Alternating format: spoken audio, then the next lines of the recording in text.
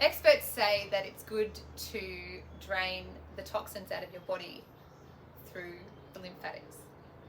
So a good way to do that is on a rebounder, which is very easy. They say that when you do 10 minutes of rebounding is equal to 50 minutes of running. So listen up, this is a great idea. So the first one we're going to do is keeping our feet on the rebounder and just bouncing. Really easy, bounce, bounce, bounce.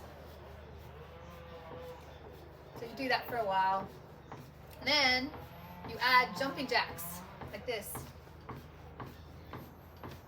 I'm a jumping jack. My name is Jackie. So do that for a while. And then you can do zigzag. It's just like crossing your arms across your body for a while. And walking man, which is like this, which feels a bit unco because you're not in sync with the rhythm that you're bouncing, but it's good for you. And once you feel comfortable with that, you can move to bringing your feet off of the rebounder and doing those same things like crossing, jumping jacks.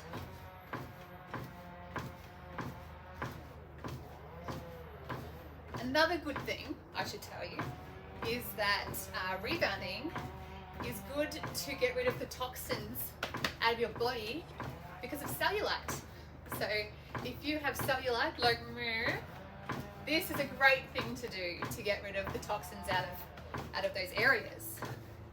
So thanks, Lymphatics. If there's some reason why you can't jump, you can sit. So you sit on your rebounder and you just bounce. Just bounce for a while, and then you do the same kind of arm movements. Do that. You can do the help, help.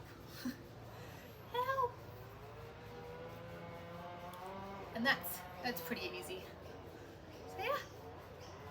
So they're my little tips of how to drain the lymphatic system.